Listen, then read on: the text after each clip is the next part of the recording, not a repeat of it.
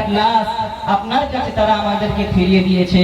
আমরা বড় আশা নিয়ে আপনার কাছে এসেছি, আপনি আল্লাহর কাছে সুপারিশ করুন, না হলে আমাদের কি হবে আপনি বুঝতে পারছেন।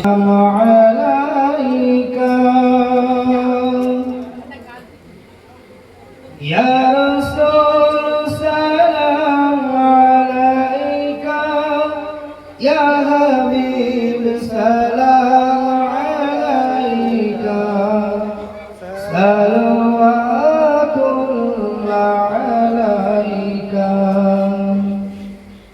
নবী না হয়ে দুনিয়ায়,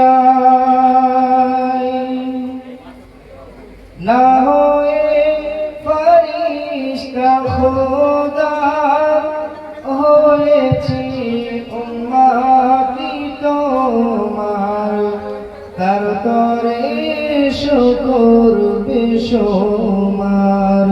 ইয়া নবী সালাম আলাইকা, ইয়া রাসূল সালাম আলাইকা, ইয়া হাবিব সালাম আলাইকা, সালাওয়াতুল্লাহ আলাইকা। তাইফের দুষ্ট ছেলেরা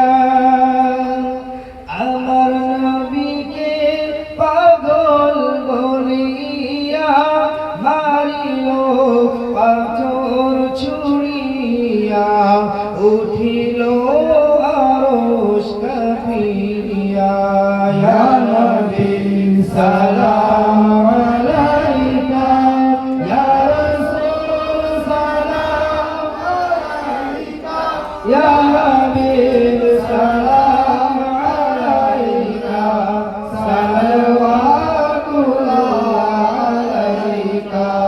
তুমি যে নূরের নবী, নিখিলে ধ্যানের ছবি, তুমি না এলে দুনিয়ায় আধারে ডুবিত সবাই। ইয়া নবী সালাম আলাইকা, ইয়া রাসূল সালাম আলাইকা, ইয়া হাবিব সালাম আলাইকা, সালাওয়াতুল্লাহ আলাইকা।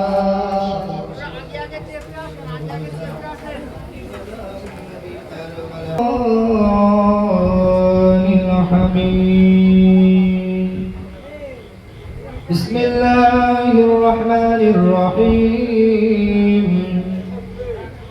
إن الله وملائكته يصلون على النبي، يا أيها الذين آمنوا صلوا عليه وسلموا تسليما. درود اللهم صل على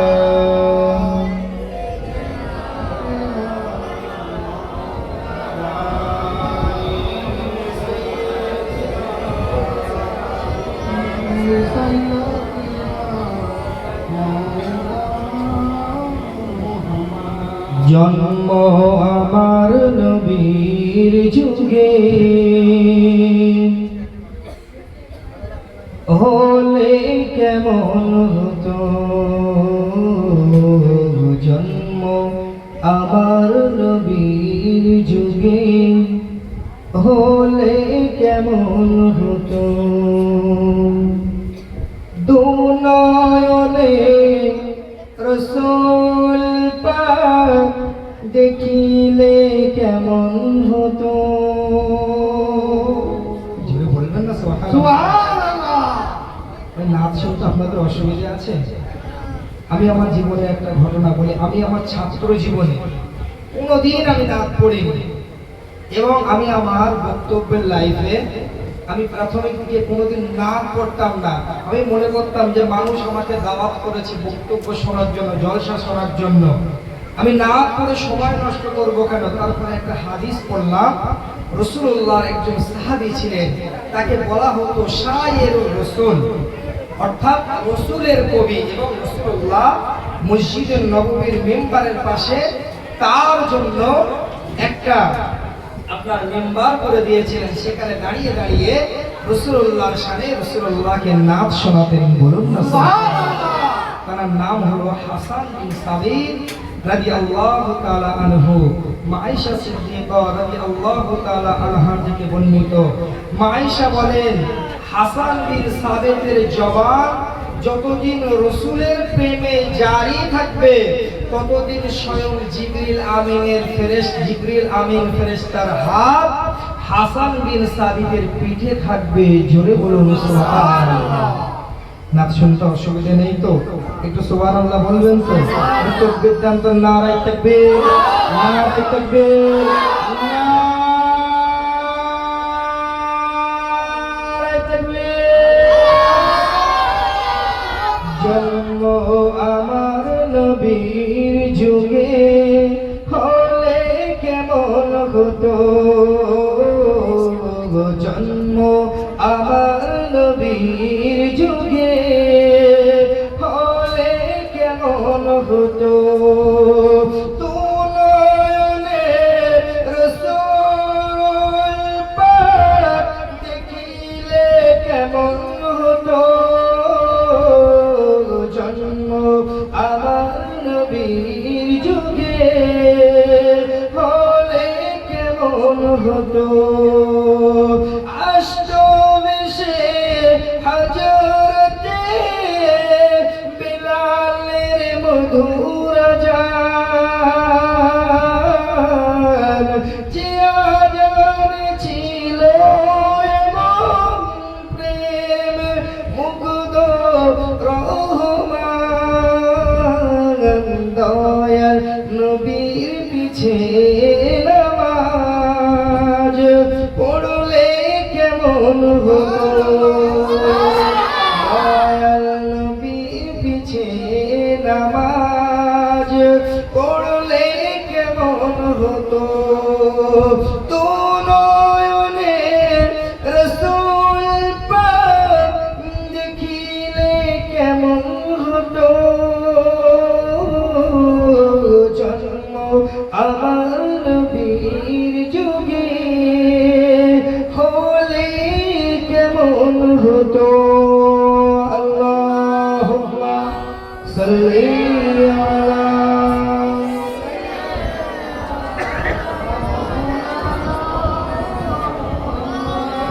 ওয়া আলা আলি সাইয়্যিদিনা।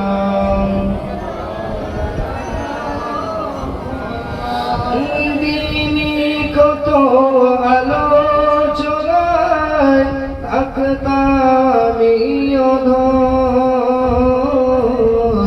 সামনে রাসূল পাক হতো পাশে সাহাবাগণ, দিনে কত আলোচনায় থাকতাম অধম, সামনে রাসূল পাক হতো পাশে সাহাবাগণ, আবু বকর ওমর উসমান আলী সঙ্গী কেমন হতো, আবু বকর ওমর উসমান আলী সঙ্গী কেমন হতো, আরে দুনয়নে রাসূল পাক দেখিলে কেমন হতো, জন্ম আমার নবীর যুগে হলে কেমন হতো। আল্লাহুম্মা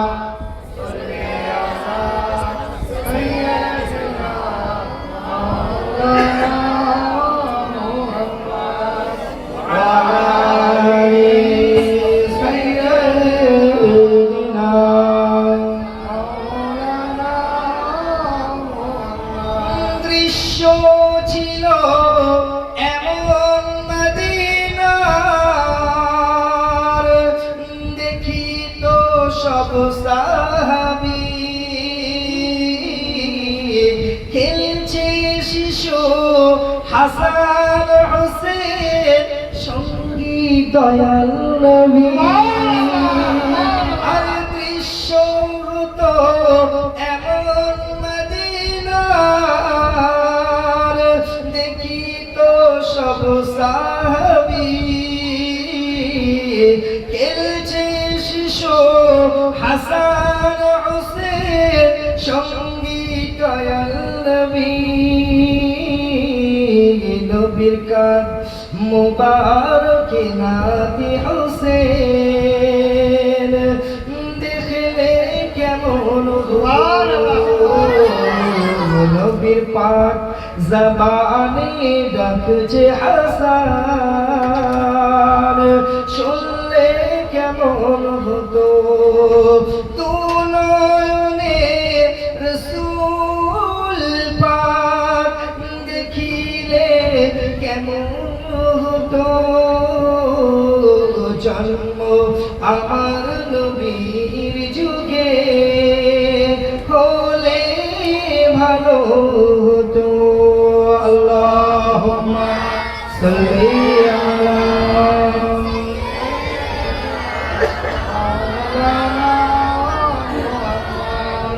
وعلى آل سيدنا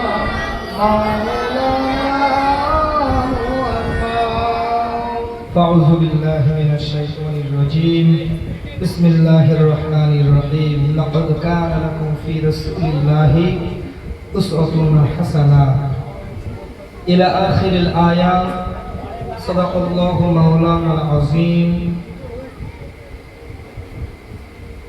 وجاء في حديث الشريف عن النبي صلى الله عليه وسلم لا يؤمن أحدكم حتى أكون أحب إليه بولده وولده والناس أجمعين وصدق رسوله النبي الكريم আজকের জলসার নির্বাচিত নির্ধারিত সভাপতি সাহেব অত্র এলাকার মসজিদের সুযোগ্য স্বনামধন্য বন্ধুবর প্রিয় ইমাম সাহেব সুললিত কণ্ঠের অধিকারী শ্রদ্ধেয় মুআজ্জিন সাহেব সম্মুখে উপবিষ্ট দিন দরদ ইসলাম ধর্মজ্ঞান পিপাসু বয়োজ্যেষ্ঠ বয়োপ্রাপ্ত আমার চাচাজান সমবয়স্ক আমার ভাইজান স্নেহের কচিকাচারা পর্দার অন্তরালে অবস্থিতা স্নেহময়ী মমতাময়ী গৃহকর্মে নিপুণা স্বামীর খিদমতে পারদর্শী মাখারিজাতুল কুবরা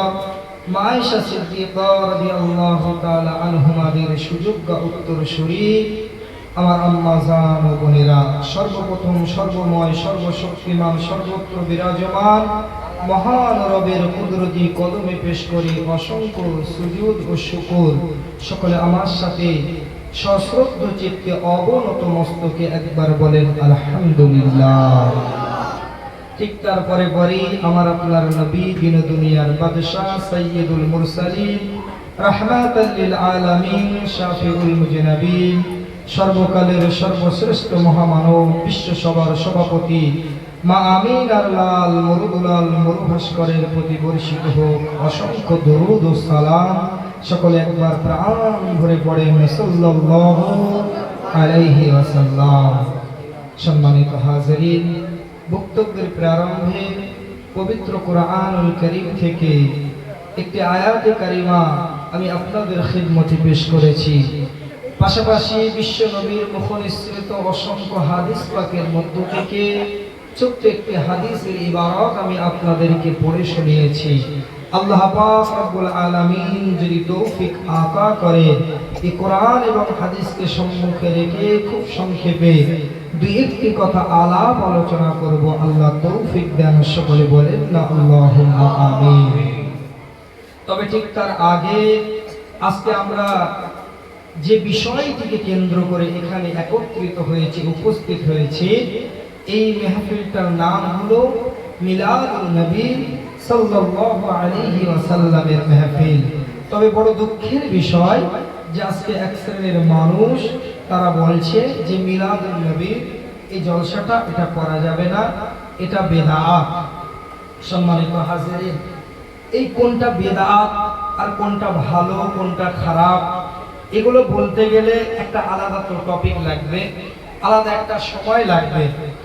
আজকে এই বিষয়ের দিকে বেশি আমি দৃষ্টিপাত আলোকপাত করতে পারবো না, তবে আমি চ্যালেঞ্জ করে বলতে পারি যে এটাকে যদি কেউ খারাপ প্রমাণ করতে পারে আমি তার জুতো বলবো ইনশাআল্লাহ। তবে পবিত্র কোরআনের আয়াত থেকে আমি ছোট্ট একটা প্রমাণ দেব, তারপরে আমার তেলাওয়াতকৃত আয়াতের ব্যাখ্যায় আমি যাব ইনশাআল্লাহ। সর্বপ্রথম পবিত্র কোরআনুল কারীমের একটি আয়াত কারিমে আপনাদেরকে শোনাই, যে আয়াতটা আল্লাহ পাক রব্বুল আলামিন 11 নম্বর পারা 14 নম্বর পৃষ্ঠা সূরার নাম সূরা ইউনূসের 58 নম্বর আয়াতে দ্ব্যর্থহীন ভাষায় জানিয়ে দিয়েছেন, কুল বিফাদলিল্লাহি ওয়া বিরহমাতিহি ফাবিযালিকা ফালিয়াফরাহু হুয়া খায়রুম মিম্মা ইয়াজমাউন। মুসলমান আমার ভাইয়েরা, নওজোয়ান তরুণেরা, আম্মারা বোনেরা, আল্লাহর কোরআন জানিয়ে দিচ্ছেন, হে রাসূল আপনি জানিয়ে দিন, আপনি বলে দিন, বিফাদলিল্লাহি ওয়া বিরহমাতিহি ফাবিযালিকা ফালিয়াফরাহু। বান্দা যেন আমার পক্ষ থেকে পাঠানো রহমত আর ফজিলত পেয়ে তারা যেন আনন্দ উদযাপন করে, খুশি মানায়। কেননা হুয়া খায়রুম মিম্মা ইয়াজমাউন, বান্দা যে সম্পদ অর্জন করেছে, সম্পদ সঞ্চয় করেছে, আমি আল্লাহ পাক রব্বুল আলামিন বান্দার সম্পদের চেয়ে বান্দা যখন আমার নিয়ামত ফজিলত রহমত পেয়ে আনন্দ উদযাপন করে, ওই সম্পদের চেয়ে আনন্দটা আমি আল্লাহ আমার কাছে বেশি দামি হয়ে যায়। বলুন সুবহানাল্লাহ। আপনি আমাকে প্রশ্ন করতে পারেন, মিলাদুন নবীর সাথে আল্লাহর কোরআনের আয়াতের কোথায় লিংক আছে, সম্পর্কটা কি? আল্লাহ আয়াতে বলেছেন খুব সূক্ষ্মভাবে, দেখুন আল্লাহ বলেছেন আমার ফজিলত আর আমার রহমত পেয়ে তোমরা আনন্দ উদযাপন করো। বিখ্যাত তাফসীরকার আব্দুল্লাহ ইবনে আব্বাস রাদিয়াল্লাহু তাআলা আনহুমা তাফসীরের মধ্যে তিনি জানিয়ে দিয়েছেন, আব্দুরুল মানসুর ইমাম সুউদি রাহমাতুল্লাহ আলাইহি আব্দুল্লাহ ইবনে আব্বাস রাদিয়াল্লাহু তাআলা আনহুর কলটাকে তিনি নকল করে বলেছেন, আল্লাহ পাক রব্বুল আলামিন পবিত্র কোরআনের আয়াতে ফজিলত দ্বারা আর পবিত্র কোরআনকে বুঝিয়েছেন, আর রহমত দ্বারা স্বয়ং রাসূলুল্লাহকে বুঝিয়েছেন। বলুন সুবহানাল্লাহ। যদি বলেন না মানি না, রহমত শব্দের অর্থ হলো তো দয়া, রহমত শব্দের অর্থ হলো তো দয়া। আপনি কেমন করে বলতে পারেন রহমত দ্বারা আল্লাহ পাক রাসূলুল্লাহকে বুঝিয়েছেন? চলুন তাহলে আপনাকে কোরআন থেকে দলিল দিয়ে পারা নম্বর 17 খুলবেন, পৃষ্ঠা নম্বর 10, আপনার কিনা আয়াত নম্বর 107। আল্লাহ দ্ব্যর্থহীন ভাষায় জানিয়ে দিলেন, ওয়ামা আরসালনাকা ইল্লা রাহমাতাল লিল আলামিন। নিশ্চয় আমি আপনাকে হে রাসূল দুনিয়ার জমিনে অবশ্যই অবশ্যই করে আমি আল্লাহ পাক রহমত করে পাঠিয়েছি। তাহলে প্রমাণ হয়ে গেল রাসূলুল্লাহ কেবল একজন নবী নন, তিনি একজন রাসূল হিসাবে শুধু প্রেরিত হননি। রাসূলুল্লাহ আমার দুনিয়ার জমিনে এসেছিলেন সব কিছুর সমাধান নিয়ে, আপনার ব্যক্তিগত, আর্থিক, পারিবারিক, সামাজিক, অর্থনৈতিক, আন্তর্জাতিক, রাষ্ট্রীয় প্রতিটি বিষয়ের দিক নির্দেশনা দিতে রাসূলুল্লাহ দুনিয়ার জমিনে এসেছিলেন। শুধু তাই নয়, রাসূলুল্লাহ আল্লাহ কেবলমাত্র উত্তম শিক্ষক রূপে নয়, বলকি তামাম বিশ্বের জন্য রহমত হিসাবে প্রেরিত হয়েছিলেন। বলুন সুবহানাল্লাহ। খুব সংক্ষেপে বলি, আপনি বলবেন আজকে মিলাদুন নবী পালন করতে হবে। মিলাদ কথার অর্থ হলো জন্ম, নবী কথার অর্থ হলো বার্তাবাহক। এক কথায় মিলাদুন নবী কথার অর্থ হলো রাসূলুল্লাহর জন্ম বৃত্তান্ত নিয়ে যেখানে আলাপ আলোচনা হয় সেটাকেই বলা হয় মিলাদুন নবী। মুসলমান আমার ভাইজানেরা, আপনি আমাকে প্রশ্ন করবেন, আরে রাসূলুল্লাহ দুনিয়ার জমিনে এসেছে, তার জন্য কি কোন স্পেশাল কোনো কিছু করার প্রয়োজন আছে কিনা? তবে চলুন একটু হাদিস শরীফের মধ্যে একটু চোখ রাখি। সহিহ মুসলিমের 2640 2640 নম্বর হাদিস, আর আবি কাতাদা আনসারী রাদিয়াল্লাহু তাআলা আনহু আন্না রাসূলুল্লাহ সাল্লাল্লাহু আলাইহি ওয়াসাল্লাম সুইলা আন সাওমিল ইসনাইন قال رسول الله صلى الله عليه وسلم فيه ولدت। আবু কাতাদা আনসারী রাদিয়াল্লাহু তাআলা আনহু বর্ণনা করেন, এক ব্যক্তি রাসূলুল্লাহকে প্রশ্ন করলেন, ইয়া রাসূলুল্লাহ, ইয়া হাবিবাল্লাহ হুজুর, আপনি সপ্তাহে 2 দিন রোজা রাখেন কেন? রাসূলুল্লাহকে প্রশ্ন করা হয়েছিল। সামন আস্ত মুহাম্মদ সাল্লাল্লাহু আলাইহি ওয়াসাল্লাম আন সাওমিল ইসনাইন, 2 রোজার বিষয়ে প্রশ্ন করেছিলেন। একটা হলো বৃহস্পতিবারের রোজা। রাসূলুল্লাহ আবার জানিয়ে দিয়েছিলেন বৃহস্পতিবারে বান্দার আমলনামা আল্লাহর দরবারে পেশ করা হয়। আমি রাসূলুল্লাহ, আমি চাই যখন আমার আমলনামাটা পেশ করা হবে, আমি রোজা হালাতে ছিলাম, এটা যেন আল্লাহ পাক দেখে আর খুশি হয়ে যান। এই পারপাস, এই উদ্দেশ্যে আমি রাসূলুল্লাহ বৃহস্পতিবার রোজা রাখি। ইয়া রাসূলুল্লাহ, সোমবারে করে আপনি কেন রোজা রাখেন? আল্লাহ রাসূল তৌহিদ ভাষায় জানিয়ে দিয়েছিলেন, ও সাহাবীরা, ওই দিন আল্লাহ পাক দুনিয়ার জমিনে আমাকে ভূমিষ্ঠ করেছিলেন। আল্লাহ পাক দুনিয়ার জমিনে আমাকে পাঠিয়েছিলেন। আমি আমার জন্মদিন উপলক্ষে আমি প্রতি সোমবার করে রোজা রাখি। বলুন সুবহানাল্লাহ। যে রাসূলুল্লাহ দুনিয়ার জমিনে সোমবারে ভূমিষ্ঠ হয়েছিলেন, এই শুকরিয়া আদায় স্বরূপ রাসূলুল্লাহ যদি সোমবার করে প্রতি সোমবার রোজা রাখতে পারেন, তাহলে রাসূলুল্লাহর আগমনের মাস রবিউল আউয়ালে রাসূলুল্লাহর শানে মিলাদ কায়েম করাটা কি অন্যায় বলে মনে হয়? জি, এটা কখনোই অন্যায় নয়, বেশক এটা ভালো কাজ। তবে এটাকে নিয়ে বাড়াবাড়ি করা যাবে না, আবার ছাড়াছাড়িও করা যাবে না। এটাকে ফরজও বলা যাবে না, এটাকে হারামও বলা যাবে না। মুস্তাহাসান, ভালো কাজ হিসাবে এটা করতে হবে এবং আমরা করব ইনশাআল্লাহ। আল্লাহ তৌফিক দেন। সকলে বলেন আল্লাহুম্মা আমিন। একবার দরুদ শরীফ পড়েন, আল্লাহুম্মা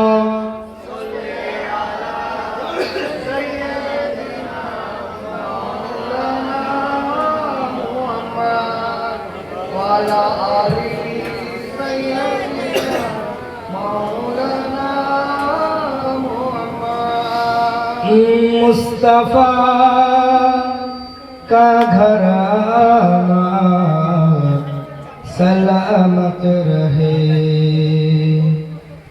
मुस्तफा का घराना सलामत रहे, मुस्तफा का घराना सलामत रहे, मुस्तफा का घराना सलामत रहे, कादरी आस्ताना सलामत रहे कादरी आस्ताना सलामत रहे पल रहे है जहाँ से ये दोनों जगह पल रहे है जहाँ से ये दोनों जगह हो सकी आस्ताना सलामत रहे मुस्तफा का घराना सलामत रहे लकीर बोले मुझे कब्र में लकीर बोले मुझे कब्र में मुस्तफा का दीवाना सलामत रहे सुभान अल्लाह बोलो सुभान अल्लाह नारे तकबीर नारे तकबीर नारे तकबीर मुस्तफा का घराना सलामत रहे कादरी आस्ताना सलामत रहे अल्लाहुम्मा सल्ली अला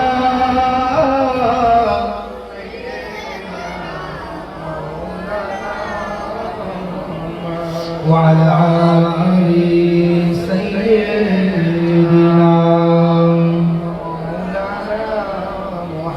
মুসলমান ভাইয়ারা নওজোয়ান তরুণীরা আমার বোনেরা বক্তব্যের প্রারম্ভে পবিত্র কোরআন থেকে যে আয়াতে কারিমা আমি আপনাদের সম্মুখে তেলাওয়াত করে শুনিয়েছিলাম আল্লাহ পাক রব্বুল আলামিন এই আয়াতখানা পবিত্র কোরআনের 21 নম্বর পারা 19 নম্বর পৃষ্ঠা সূরার নাম সূরা আযাব আপনার কেনা 21 নম্বর আয়াতে আল্লাহ ব্যক্তহীন ভাষায় জানিয়ে দিয়েছেন লাকাদ কানা লাকুম ফি রাসূলিল্লাহি উসওয়াতুন হাসানা আল্লাহ পাক বললেন হে জগৎবাসী শোনো শোনো আমি আল্লাহ পাক জানিয়ে দিলাম নিশ্চয়ই আমার হাবিবের চরিত্রের মধ্যে আমি রেখেছি তোমাদের জন্য উত্তম আদর্শ বলুন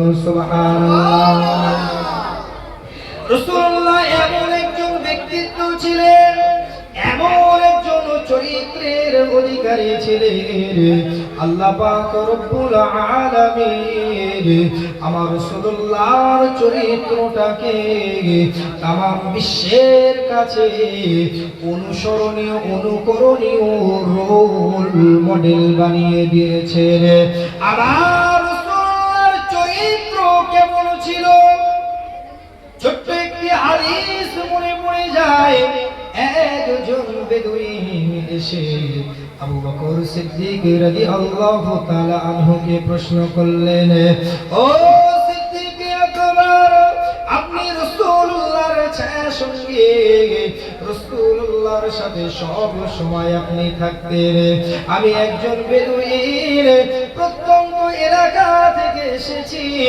আমাকে কি আপনি রাসূলুল্লাহর চরিত্র সম্পর্কে বলতে পারবেন can you describe the character of the prophet Muhammad সাল্লাল্লাহু আলাইহি ওয়াসাল্লাম আপনি কি রাসূলুল্লাহর চরিত্রটাকে এক কথায় আমার সম্মুখে বর্ণনা করতে পারবেন আবু বকর সিদ্দিক রাদিয়াল্লাহু তাআলা আনহু বলেছিলেন না না রাসূলুল্লাহর চরিত্র তো এক কথায় বর্ণনা করা সম্ভব নয় তবে তুমি একজনের কাছে যেতে পারো আমি রাসূলুল্লাহর মুখ থেকে শুনেছি আলা মাদিনাতুল ইলম ওয়া আলি বাবুহা যার সম্পর্কে স্বয়ং রাসূলুল্লাহ মন্তব্য করেছেন কমেন্ট করেছেন আমি রাসূলুল্লাহ আমি হলাম জ্ঞানের শহর আর সেই জ্ঞানের শহরের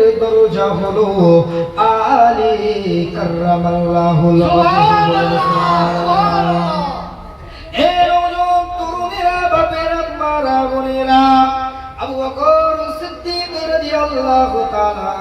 আলীকে বললেন যাও যাও চলে যাও। আলী রাদিয়াল্লাহু তাআলা আনহু আল্লাহ তাকে বড্ড হিকমত দিয়েছেন, প্রজ্ঞা দিয়েছেন। অবশ্যই অবশ্যই তোমাকে রাসূলুল্লাহর চরিত্র সম্পর্কে বর্ণনা করতে পারবে। আল্লাহ পাক রব্বুল আলামিন হযরত আলী রাদিয়াল্লাহু তাআলা আনহুকে তৎকালীন জমানায় যে প্রজ্ঞা, যে হিকমত, যে জ্ঞান, যে দূরদর্শিতা দিয়েছিলেন, বর্তমান সায়েন্স, বর্তমান বিজ্ঞান সে সবগুলো রিসার্চ করে আজকে প্রমাণ করছে আহারে যন্ত্রপাতি ছাড়াই, উন্নত টেকনোলজি ছাড়াই আলী রাদিয়াল্লাহু তাআলা আনহু যেসব বিষয়গুলোর প্রতি দিক নির্দেশনা করতেন, দৃষ্টিপাত করতেন, আলোকপাত করতেন, আধুনিক মডার্ন সায়েন্স মাথা নত করে মেনে নিচ্ছে। অবশ্যই অবশ্যই করে আলীকে আল্লাহ বড্ড জ্ঞান দিয়েছিলেন। আলী রাদিয়াল্লাহু তাআলা আনহু এক তারিখে নামাজে দণ্ডায়মান হলে তাকবীরে তাহরিমা বেজে নামাজটা শুরু করতে যাবে, এমন সময় একজন মুশরিক এসে তার নামাজটাকে ভঙ্গ করার জন্য একটা উদ্ভট প্রশ্ন, কোশ্চেন তার দিকে ছুড়ে দিল। হে আলী, তুমি আমাকে বলতে পারবে কোন প্রাণীর ডিম থেকে বাচ্চা হয় আর কোন কোন প্রাণী ডাইরেক্ট বাচ্চা দেয়? এটা কি তুমি আমাকে বলতে পারবে? ওই মুশরিকের উদ্দেশ্য ছিল হয় আলী এটা নিয়ে ভাববে, নতুবা নামাজ যখন দাঁড়িয়ে যাবে তার নামাজের মধ্যে ওয়াসওয়াসা আসবে, আহারে প্রশ্নের উত্তরটা কি হবে?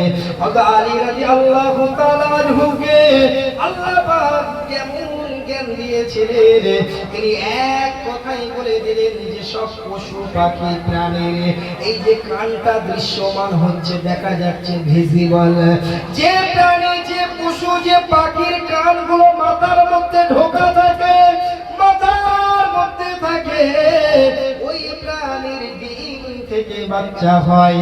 যে প্রাণীর কানগুলো দৃশ্যমান বাইরের দিকে থাকে, এই প্রাণী ডাইরেক্ট বাচ্চা দেয়। বলুন সুবহানাল্লাহ। এই যে কথাটা বললাম আপনি বাড়ি গিয়ে ভাববেন, তাই তো উনি এসে বলে গেছেন মাওলানা সাহেব, যে প্রাণীর মাথার মধ্যে কান থাকে তারা ডিম দেয়, আপনি একটা একটা করে চেক করবেন। হাঁস, মুরগি, পশু পাখি, পক্ষান্তরে মানুষ, গরু, ছাগল, এইভাবে করে কান যাদের বাইরে আছে একটাবার পরীক্ষা করে দেখবেন আলী রাদিয়াল্লাহু তাআলা আনহুকে আল্লাহ কেমন জ্ঞান দিয়েছিলেন। মুসলমান আমার ভাইজানেরা, আবু বকর সিদ্দিক রাদিয়াল্লাহু তাআলা আনহু হুজুর আমার আলীর কাছে পাঠিয়ে দিলেন, চলে যাও চলে যাও, আলীর কাছে চলে যাও, নিশ্চয়ই আলী তোমাকে কোনো দিক নির্দেশনা দিতে পারবে। আলী রাদিয়াল্লাহু তাআলা আনহু এত বড় জ্ঞানী হওয়া সত্ত্বেও যখন রাসূলুল্লাহর চরিত্র সম্পর্কে জিজ্ঞাসা করা হলো, can describe the character of the prophet Muhammad সাল্লাল্লাহু আলাইহি ওয়াসাল্লাম, আলী তুমি কি আমাকে রাসূলের চরিত্রের বর্ণনা দিতে পারবে? আলী রাদিয়াল্লাহু তাআলা আনহু ওই বেদুইনকে বলেছিলেন, তার আগে তুমি বলো আসমানে কি আছে, জমিনে কি আছে, সমুদ্রে কি আছে, জমিনের নিচে কি আছে? ওই মানুষটি বললেন, বোকা নাকি, এক কথায় আমি কেমন করে বর্ণনা করব আসমান, জমিন, সমুদ্র, পাতালে কি আছে?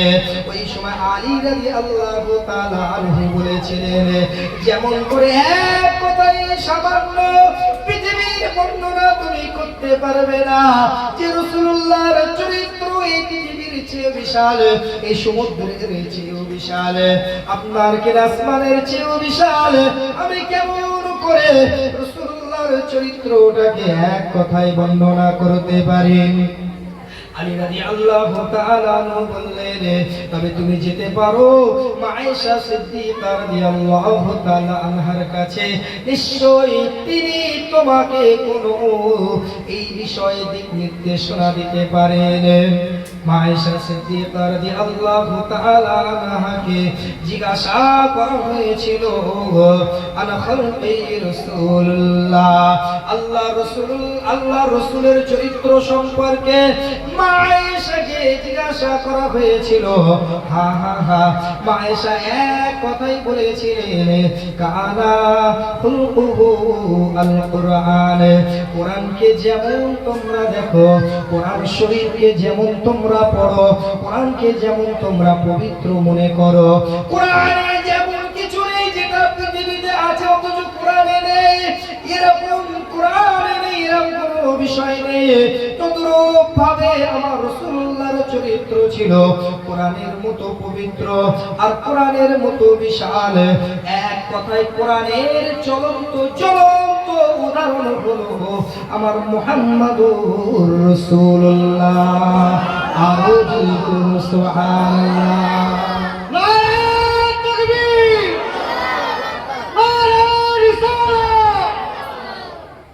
মুসলমান আমার ভাইয়েরা, এই নওজোয়ান তরুণেরা, বাবেরা, এই মলপুকুর নিবাসী শুনে রেখে দেন, জেনে রেখে দেন, আল্লাহ কোরআনে এমনি বলেননি, আমার রাসূলুল্লাহর চরিত্রের মধ্যে তোমাদের জন্য রেখেছি উত্তম আদর্শ।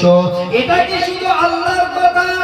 না না না না না, জাতি ধর্ম বর্ণ নির্বিশেষে সকলে এক বাক্যে স্বীকার করে নিয়েছে, আমার রাসূলুল্লাহর মতো এত পুত পবিত্র চরিত্রের মানুষ দুনিয়ার জমিনে আর আসেনি। আল্লাহ রাসূলকে আল্লাহ সব গুণে গুণান্বিত করেছিলেন। মার্কিন একজন লেখক, যাকে বলা হয় ফাদার অফ আমেরিকান লিটারেচার, যাকে বলা হয় আপনার কিনা মার্কিন সাহিত্যের জনক, ওয়াশিংটন আরবিং রাসূলুল্লাহকে কেন্দ্র করে একটা বই লিখেছিলেন যার নাম দিয়েছিলেন মুহাম্মদ।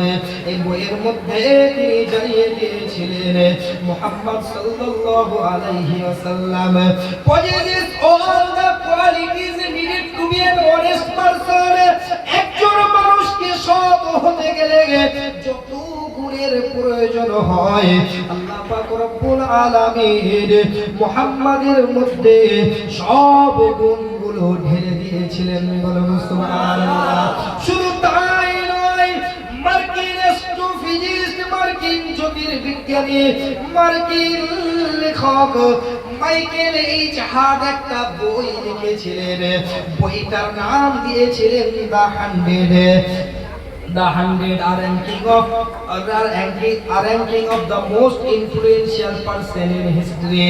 মাইকেল এইচ হার্ট একটা বই লিখেছিলেন, বইটার শিরোনাম দিয়েছিলেন 100 জন বিশ্ববিখ্যাত প্রভাবশালী মহামনীষীর জীবনী বৃত্তান্ত। এই বইয়ের মধ্যে তিনি গৌতম বুদ্ধ থেকে শুরু করে যীশু খ্রিস্ট, স্যার আইজ্যাক নিউটন, আইনস্টাইনের মতো জগৎ বিখ্যাত মানুষদেরকে তিনি স্থান দিয়েছিলেন।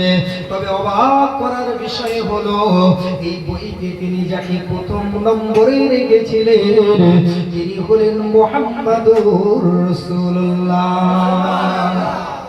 তিনি ক্লারিফিকেশন দিয়েছিলেন মুহাম্মদ সাল্লাল্লাহু আলাইহি ওয়াসাল্লাম is the only person who was supremely successful both the secular and religious level। আমি মুহাম্মদ সাল্লাল্লাহু আলাইহি ওয়াসাল্লামকে এই জন্য আমার বইয়ে প্রথম স্থান দিয়েছি, তার কারণ হলো মুহাম্মাদুর রাসূলুল্লাহ সাল্লাল্লাহু আলাইহি ওয়াসাল্লাম বিশ্বের একমাত্র ব্যক্তিত্ব যিনি ধর্মীয় এবং সেকুলার অর্থাৎ ধর্ম নিরপেক্ষ উভয় ক্ষেত্রে সাফল্যের সর্বোচ্চ চূড়ায় অবস্থান করেছিলেন। বলুন সুবহানাল্লাহ। তাহলে আল্লাহকে একা কোরআনে রাসূলুল্লাহকে অনুসরণ করতে বললেন, একটু কথা বলেন, শুধু আল্লাহ বললেন না না না না, আমার রাসূলুল্লাহর চরিত্রটাকে আল্লাহ আমাদের জন্য রোল মডেল বানিয়ে দিলেন আর বললেন রাসূলের চরিত্রের মধ্যে আমি তোমাদের জন্য রেখেছি উত্তম আদর্শ। তাই আল্লাহর কোরআনে আল্লাহ পাক অন্যত্র জানিয়ে দিলেন পারা নম্বর 3 পৃষ্ঠা নম্বর 13 সূরা ইমরান 31 নম্বর আয়াতে আল্লাহ পাক বললেন কুল ইন কুনতুম তুহিব্বুনাল্লাহা ফাত্তাবিউনি ইউহিব্বুকুমুল্লাহ। হে আমার রাসূল, হে আমার হাবিব, আপনি तमाम বিশ্ববাসীকে জানিয়ে দিন তারা যদি আমি আল্লাহ আমাকে পেতে চায়, আমার মহব্বত নৈকট্য লাভ করতে চায়, তাহলে তারা যেন আপনাকে ফলো করে, আপনাকে অনুসরণ করে। একবার জোরে বলুন সুবহানাল্লাহ। দুরূদ শরীফ পড়েন আল্লাহুম্মা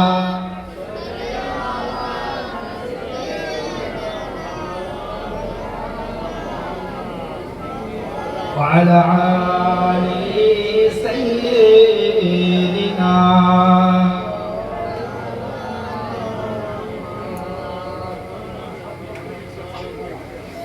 وشهر محمد जहाँ मुस्तफा है वही घर बनाने को दिल चाहता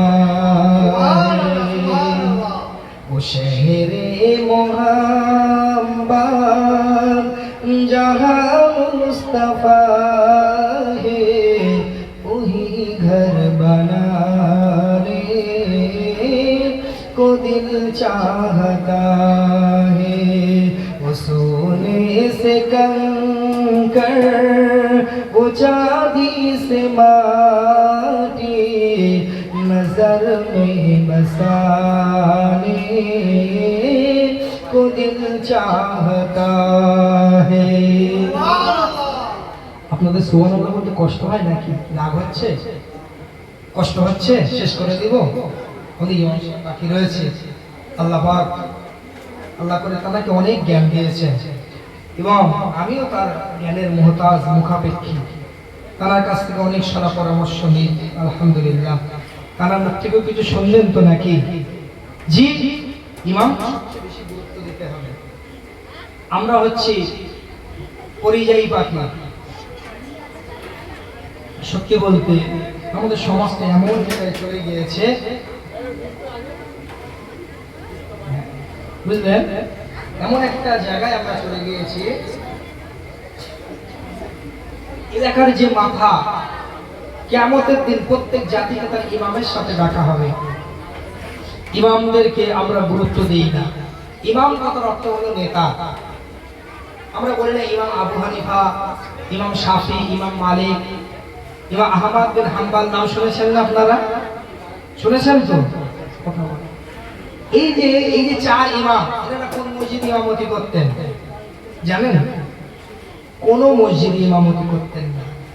আমরা মনে করি ইমাম দ্যাট মিন্স সে মসজিদে নামাজ পড়াবে, আমার বাড়ি বাপ মা মরে গেলে কোরআন পড়বে, এটাই হলো ইমামের দায়িত্ব। আর ইমাম মানে নামাজ পড়াই যে তাকে ইমাম বলে, ভুল ধারণা। যে নেতৃত্ব প্রদান করে, যে সমাজকে পরিচালনা করে, তাকে বলা হয় ইমাম। ইমাম কথার অর্থ হলো নেতা। আপনি মুখে বলছেন নেতা আর আচরণ করছেন চাকরের মতো। আপনি বলছেন ইমামের পক্ষ করে, চাই না আমিও ইমাম। এসব ফেস করা আছে, এগুলো আমি জানি। সম্মানিত হাজিরিন, তো ইমামের কথাগুলো একটু শুনতে হবে। তো আমি যে কথা বলছিলাম যে সুবহানাল্লাহ এগুলো বলবেন। আপনারা মনে করেন যে কেন বলবেন? আল্লাহ রাসূল সাল্লাল্লাহু আলাইহি ওয়াসাল্লাম যখন মিরাজে গেলেন, তো মিরাজ থেকে ফেরার পথে আমার রাসূলুল্লাহর সাথে নবী ইব্রাহিম আলাইহিস সালামের সাক্ষাৎ হয়ে গেল। বলুন সুবহানাল্লাহ। তো ইব্রাহিম নবীর সাথে আমার রাসূলুল্লাহর কথোপকথন চলছে, কনভারসেশন হচ্ছে। নবী ইব্রাহিম বলছেন যে রাসূলুল্লাহ, জান্নাতের মাটি বড় উর্বর, তবে আক্ষেপের বিষয় সেটা ধুধুর মরু প্রান্তর, সেখানে কোনো গাছপালা নেই। আমি আপনাকে একটা বীজ দিচ্ছি, এই বীজটা দুনিয়ায় রোপণ করবে আর জান্নাতে চারা গাছ হবে। জোরে বলুন সুবহানাল্লাহ। সে বীজটা কি? নবী ইব্রাহিম আমার রাসূলুল্লাহকে কানে কানে বলে দিলেন, সেই বীজটার নাম হলো সুবহানাল্লাহ। বান্দা দুনিয়ার জমিনে যতবার সুবহানাল্লাহ বলবে, আল্লাহ তার নামে জান্নাতে একটা করে বৃক্ষ রোপণ করবেন। বলুন সুবহানাল্লাহ। বলতে অসুবিধা আছে? বললে লস আছে, ক্ষতি আছে? তাহলে বলতে অসুবিধা কোথায়? वो शहरे मोहम्मद जहाँ मुस्तफा है, वही घर बनाने को दिल चाहता है। वो शहरे मोहम्मद जहाँ मुस्तफा है, वही घर बनाने को दिल चाहता है। जो पूछा नबी ने कि कुछ घर पे छोड़ा, तो सिंधी के अकबर के होठों पे आया। जो पूछा नबी ने कि कुछ घर पे छोड़ा, तो सिंधी के अकबर के होठों पे आया। वहाँ माल दौलत क्या है हकीकत, वहाँ माल दौलत क्या है हकीकत। जहाँ जन लुटाने को दिल चाहता है, जहाँ जन लुटाने को दिल चाहता है। जिहादे मोहब्बत की आवाज़ गूंजी, कहाँ सलाने दुल्हन सी अपनी इजाज़त अगर दो, तो जामे शहादत इजाज़त अगर दो, तो जामे शहादत लबों से लगाने को दिल चाहता है। लबों से लगाने को दिल चाहता है। वो शहरे मोहब्बत जहाँ मुस्तफा है, वही घर बनाने को दिल चाहता है। अल्लाहुम्मा सल्ली अला सय्यिदिना मौलाना मुहम्मद व अला आलि सय्यिदिना मौलाना मुहम्मद। मुसलमान আমার ভাইয়েরা, নওজোয়ান তরুণেরা, রাসূলুল্লাহ কেমন চরিত্রের অধিকারী করে পাঠিয়েছিলেন, বিস্তারিত বলতে গেলে সময়টা পার হয়ে যাবে। কিন্তু না না না না, আমরা যখন পড়াশোনা করেছি, স্কুল কলেজ বিদ্যালয়ে পড়েছি, আমাদের ভাব সম্প্রসারণ করতে দিত ছোট একটা বাক্য লিখে তাকে বিশাল বড় করতে হতো টেনে টেনে। এটাকে বলা হয় ভাব সম্প্রসারণ। আমরা একটা ভাব সম্প্রসারণ করেছিলাম। ক্ষুধার রাজ্যে পৃথিবী গদ্যময়, পূর্ণিমার চাঁদ যেন ঝলসানো রুটি। যখন মানুষের পেটে না থাকে, তখন পূর্ণিমার চাঁদের মধ্যে সে কোনো রোমান্টিকতা প্রেম খুঁজে পায় না, বরং সে তার মধ্যে একটা ঝলসানো রুচিকে দেখতে পায়। তদ্রূপ ভাবে যদি আমি যতই আমি আপনাদের ওয়াজ করি না কেন, যদি আপনাদের বিরক্তি চলে আসে, ঘুম ধরে যায়, আর পেটের মধ্যে ক্ষুধা থাকে, কোনো কথা ভালো লাগবে না। কথা ঠিক না বল? শুধু রাসূলুল্লাহকে অনুসরণ করতে হবে, রাসূলুল্লাহকে ভালোবাসতে হবে, রাসূলুল্লাহকে মহব্বত করতে হবে, তাহলে দুনিয়া আখিরাতে আমরা নাজাত পেয়ে যাব। এই বিষয়টা শুধু আমাদের খেয়াল রাখতে হবে। আনাস রাদিয়াল্লাহু তাআলা আনহু أن رسول الله صلى الله عليه وسلم لا يؤمن أحدكم حتى أكون أحب إليه من والده وولده والناس أجمعين। সম্ভবত সহিহ বুখারী ইমাম অধ্যায়ের 14 নম্বর হাদিস আনাস রাদিয়াল্লাহু তাআলা আনহু বর্ণনা করেন, দুনিয়ার জমিনে ওই মানুষটা বা কেউ কতক্ষণ পরিপূর্ণ মুমিন হতে পারবে না, যতক্ষণ না সে তার পিতামাতা, যতক্ষণ না সে তার সম্পত্তি, এমনকি সব কিছুর চেয়ে রাসূলুল্লাহকে বেশি ভালোবাসতে না পারবে, ততক্ষণ পর্যন্ত সে পূর্ণাঙ্গ ঈমানদার মুমিন হতে পারবে না। একজন মুসলমান হিসেবে তাই আমি আপনাদের কাছে করজোরে বিনীত অনুরোধ করে গেলাম, সমাজে যাকে নেতা বলে মানেন না কেন, যার পেছনে ঘোরেন না কেন, মনে রাখবেন আলটিমেটলি মুসলমানদের নেতার নাম হলো মুহাম্মদ মুস্তাফা সাল্লাল্লাহু আলাইহি ওয়াসাল্লাম।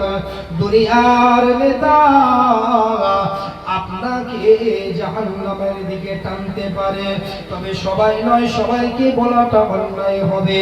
অবশ্যই অবশ্যই সমাজ গঠনে একজন নেতৃবৃন্দের ভূমিকা রয়েছে, তবে সমাজের নেতা হিসাবে আপনি যাকে মানেন না কেন, একজন মুসলমান হিসাবে আপনি নেতা বলে মেনে নেবেন রাসূলুল্লাহকে, নেতা বলে মেনে নেবেন ওরসাতুল আম্বিয়া আলেম ওলামাকে, কেননা আর রাসূল নেই।